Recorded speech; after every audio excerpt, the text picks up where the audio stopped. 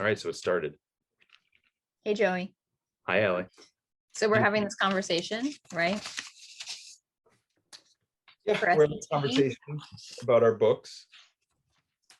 Joey's is called A Feeling Called Heaven. Nightboat is putting it out when? I think August 17th. I want to say 17th. And Alli's is called Little Hill, which I have right here because it's already out. When did this come out? Last year? Yeah, it was like right when COVID hit the US. Yeah, it was like March 2020. Yeah. I think I got mine in the mail in June. Remember when the mail was like not really happening? Yeah. And I was scared to go to the post office. So I like figured out how to print a mailing label at home. I learned new things during COVID. Really? So did you have to you print out a mailing label and did the postage and everything yourself? Like at home? That's intense. I know. But it was like, I was too scared to wait in line at a post office. Yeah, no, totally. No one would have been. Yeah, no one would have waited in the line then.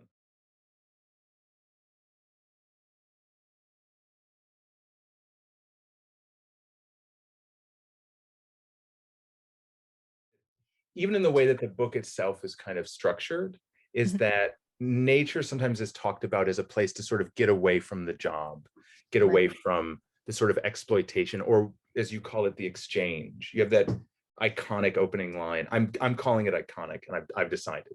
Thank you. What is it? As I enter the street, I enter exchange. I've called it it is in entering the street that I enter exchange. And it's something that's interesting is the way that nature almost plays, or not nature, but there's it's almost like not work. Right. Not work and not the city.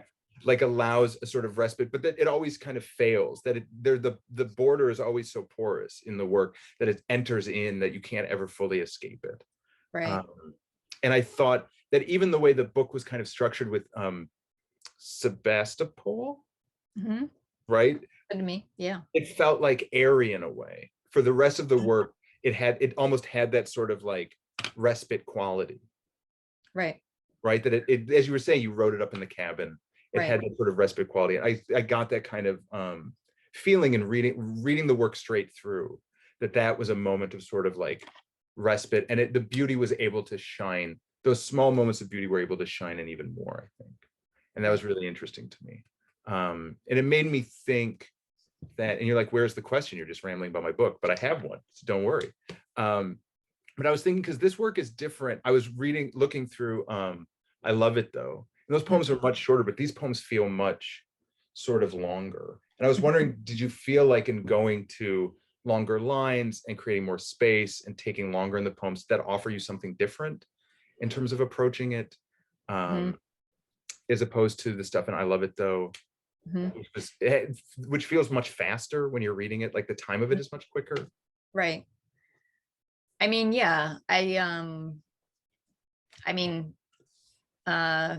ecological time or geological time, or like, space time is really long. It's, so I feel like it's sort of natural if you're allowing yourself to stare at a tree or the sky or whatever, that it's only going to sort of elongate. Nothing's going to be too fast.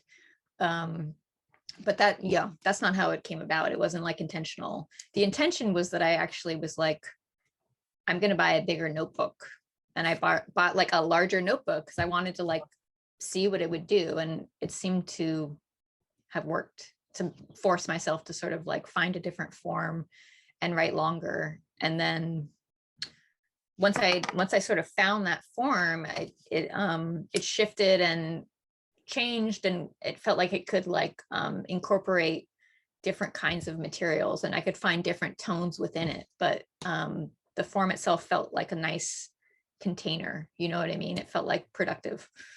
But I do think that there's something interesting there about like speed and slowness, and how it relates to work and nature. I got to come up with, I don't know what to, I want another word. Do you have any other word? I don't have another word. We could just call it outside. Yeah, I like that. That's Let's good. call it outside. Yeah. Yeah. How it relates to outside. I mean, yeah, I heard you read, we did a little reading together and I heard you read From a Feeling Called Heaven. And it didn't seem slow per se, but it felt like you were trying to really produce in the listener the feelings that the poem talks about, to really like successfully get the reader to have this meditative experience on the end of the world. Yeah. Do you feel like the form of the book, like, was it like, were you intentional about the form doing that in terms of like the space between the lines, or is it also more about how you read it out loud? Is it all of it? I think the form happened organically, Mhm. where I wrote the second poem first, and Shiv Katecha asked me to do a reading in Manhattan, and I had just finished my dissertation, and the last piece I had written was JJ's Kids, which was this debate in Jonestown between of the kids in Jonestown about capitalism versus socialism. And I had released it like around when we were voting for Hillary or Trump. And I figured that was a good indication of how I was feeling about it, where these kids are like having this pretend debate while like, Right. you know, and I couldn't imagine imitating, like impersonating children at a reading. Like I just finished my dissertation. I hadn't written anything in like 2 years. And I was like, I can't do it. I don't have anything to read.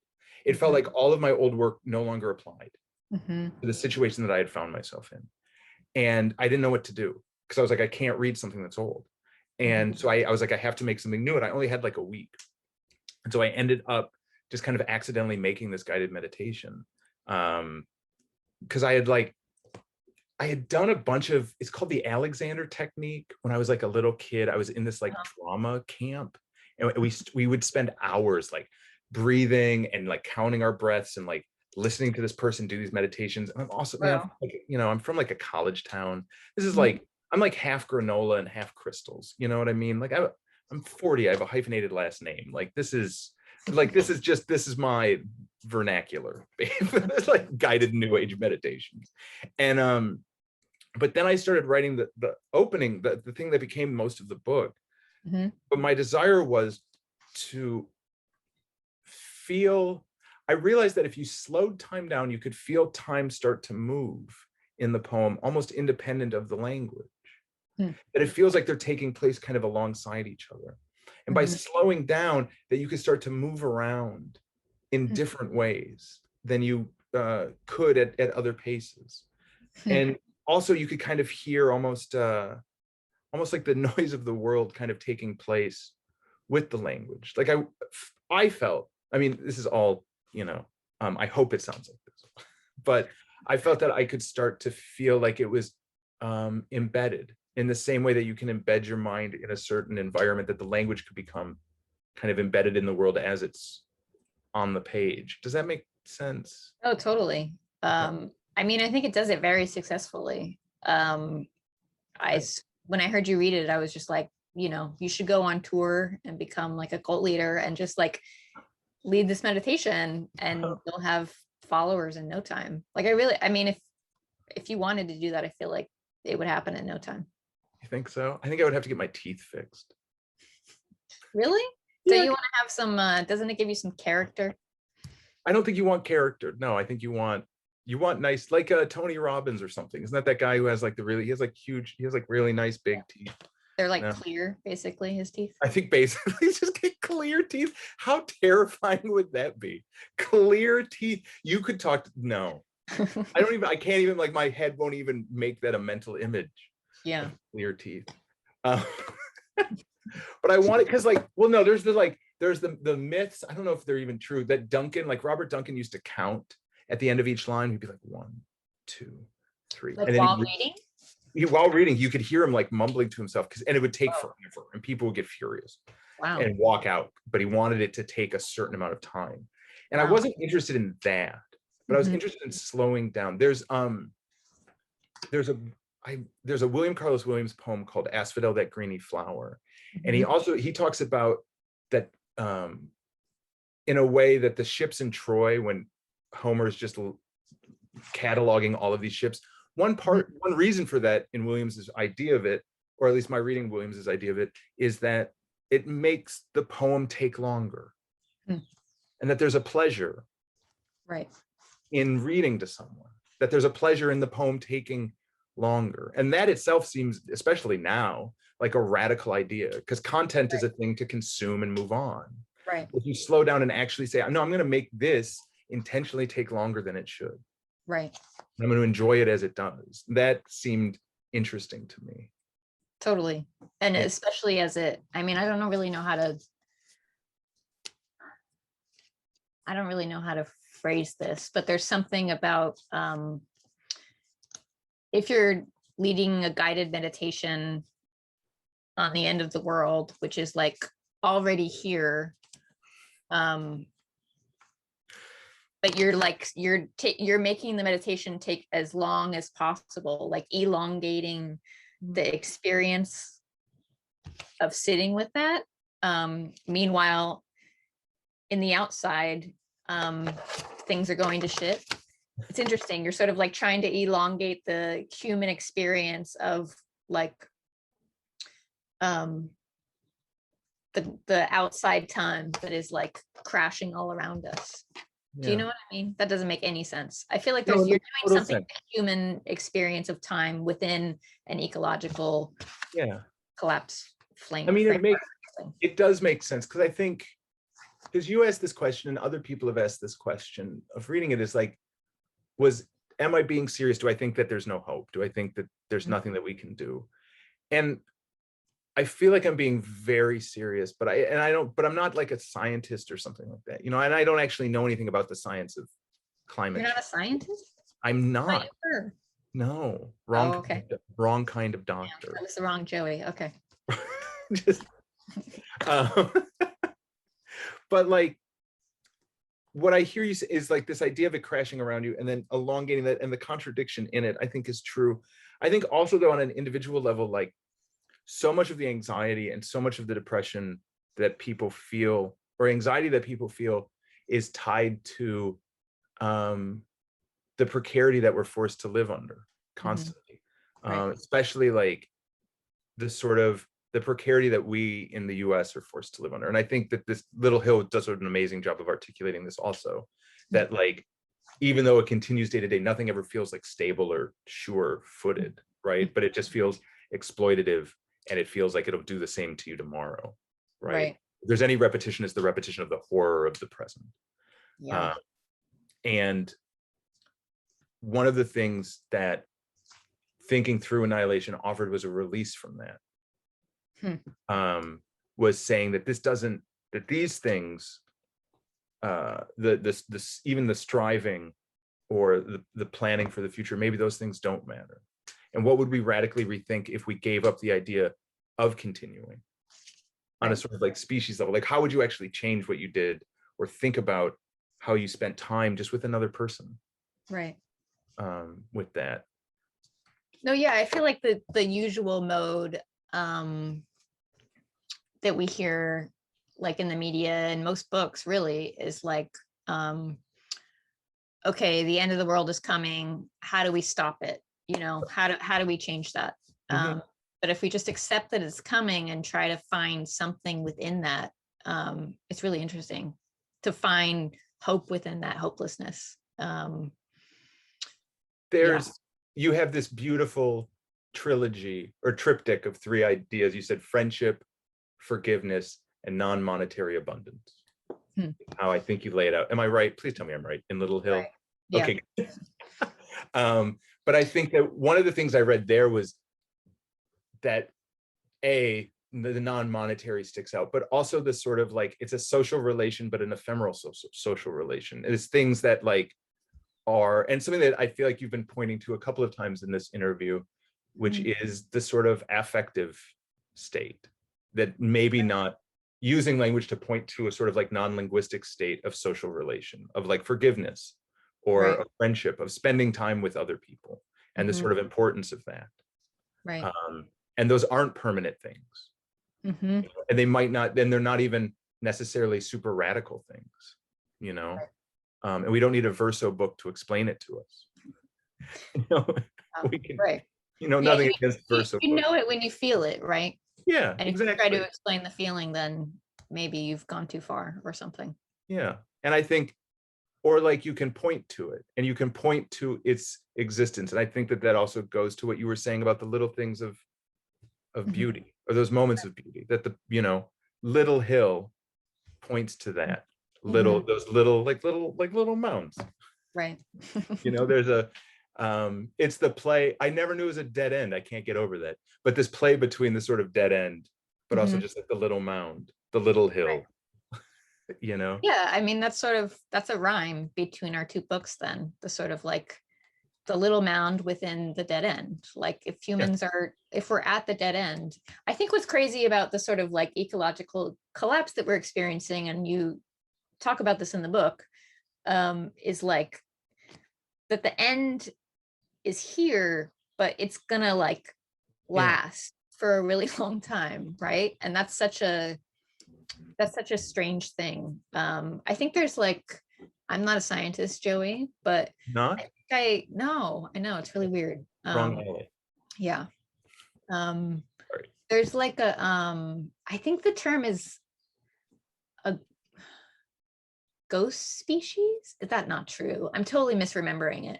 But there's this idea that a I species could want be that to be true very badly, but yeah, it's like maybe the species that has clear teeth is a ghost species. Maybe that's oh no, but you were saying, I'm sorry, I interrupted. it's like this idea, which I think is real, that a species can be extinct while there's still some of those animals existing on the earth, because there's just like their numbers and their reproductive capacity or whatever, and their environment is shifted so much that they're like already like technically extinct or something, while they're still walking around doing things. And so maybe like scientists should categorize humans as a ghost species, or a whatever the phrase is that I'm forgetting. I've read, it was something about, it was like poison, it was like frogs, very small frogs somewhere in Central America, where scientists were realizing that their habitat was just collapsing, and so they were grabbing the frogs. And I was listening to this interview, and someone was like, this is the last one. We just discovered this species, and this is the last one of it. And when that one dies, the species is completely gone. I think that, yeah, the idea of a ghost species is interesting. I think that we're really, it's hard to let go of that idea of the sort of hope of a future is a really difficult thing to let go.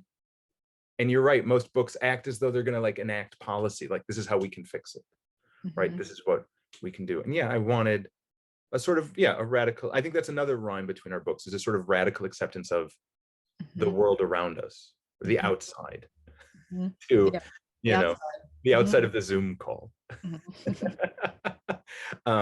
Yeah. There's have you ever read Rory Scranton's Learning to Die in the Anthropocene? I know I just keep talking about other writers. No, yeah, I've read that. But his idea also of like, we have to treat this society as already dead. Right. Because this can't continue in this way. So what we're doing has to already be considered extinct in that way. But he sort of prescribes a policy in some way, or ways to like shift things so that There's a much scarier book called The Uninhabitable Earth that just traces the sort of cascades of things that are occurring between like the fact that the food is becoming less caloric, and like in New York we're now considered subtropical. Like how we designate the climate of New York recently changed. Right. And so it's something. I think I read that book and blocked it out actually because it was so terrifying.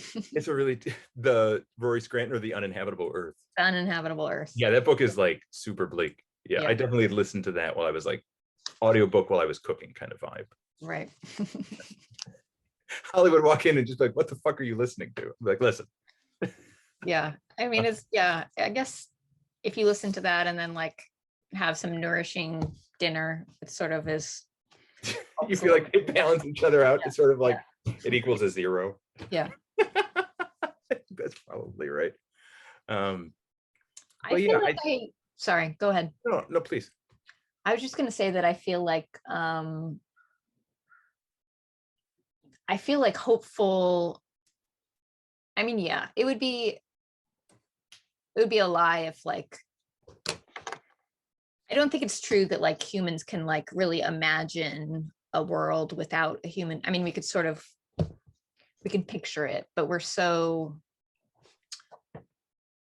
we think of ourselves as so dominant and just like the masters of the outside or nature that I think like cognitively it's kind of impossible for us to imagine the end of humans on the planet. But I feel like that's where the hope is for me in some way, is like, oh shit, like humans as a species will die off, or at least like our numbers will be much, much fewer and sort of like spread out more, just sort of like any other species on the earth. And that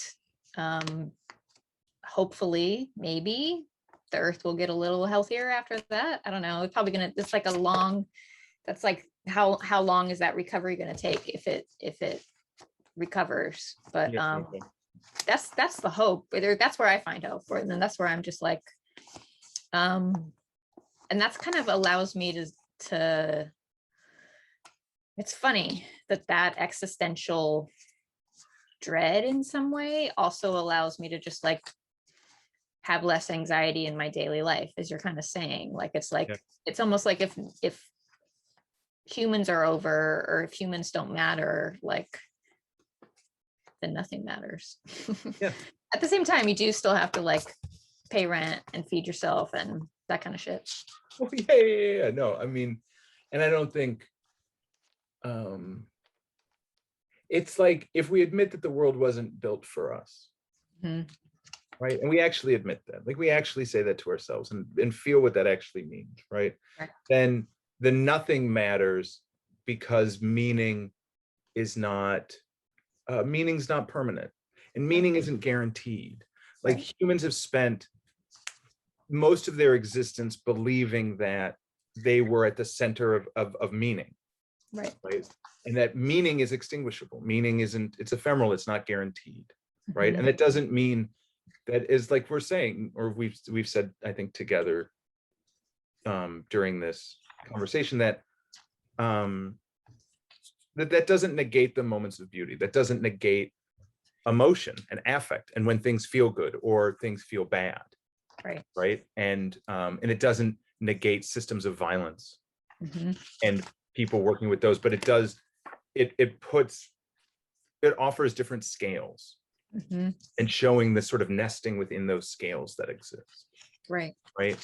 And I think that that's an interesting thing to think about and to consider, and I think, Do you think that poetry, maybe it's hard to ask a general question about poetry, but do you think that poetry is somehow like a good tool for making that happen, making it apparent to people? No.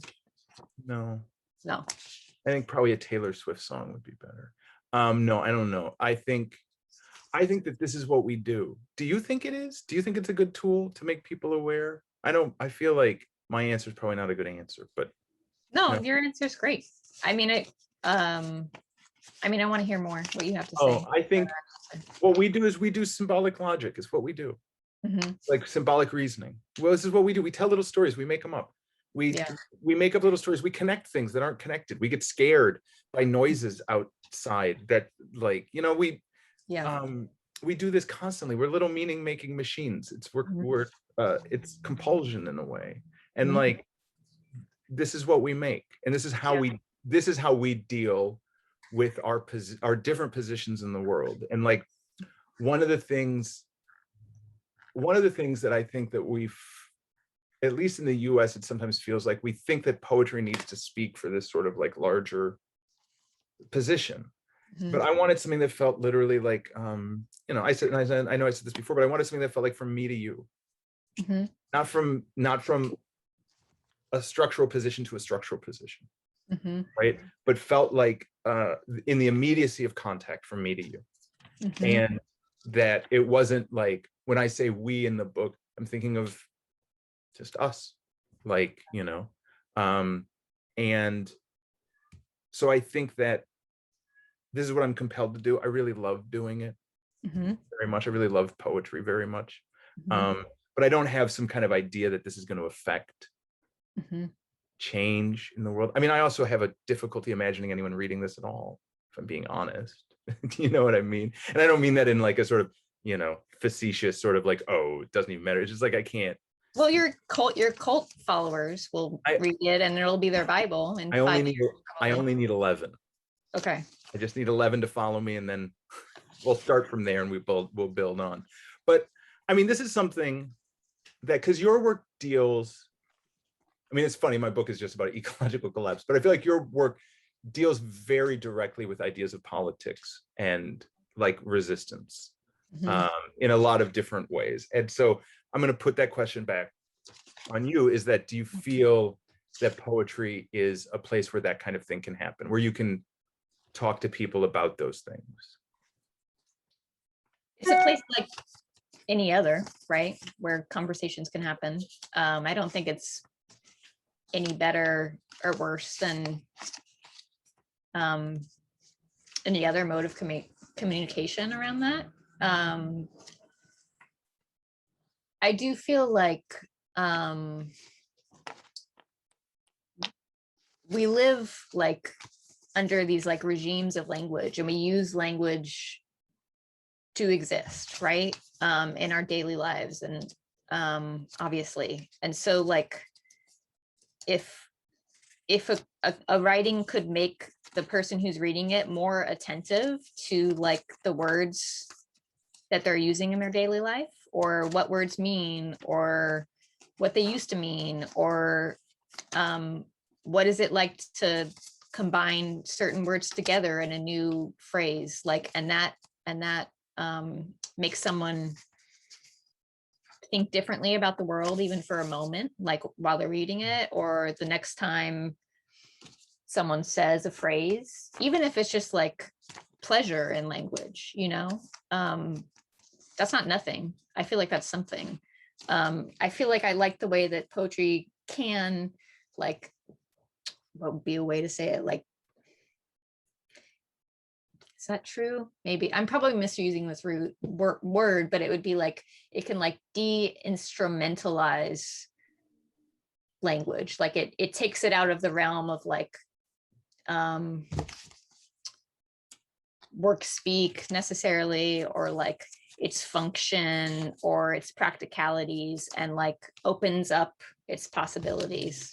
I don't know if that's does anything for like politics, but there's something that it could activate inside someone, and that could have like ripple effects, you know? Yeah, I do. I like that. I think that that's because there's something about poetry that, because we don't need stories, we don't need narrative, we don't need characters who are vaguely us and not us simultaneously. You know what I mean? Like, we don't need any of that. We can just, and I think both of us use the vernacular, or like common language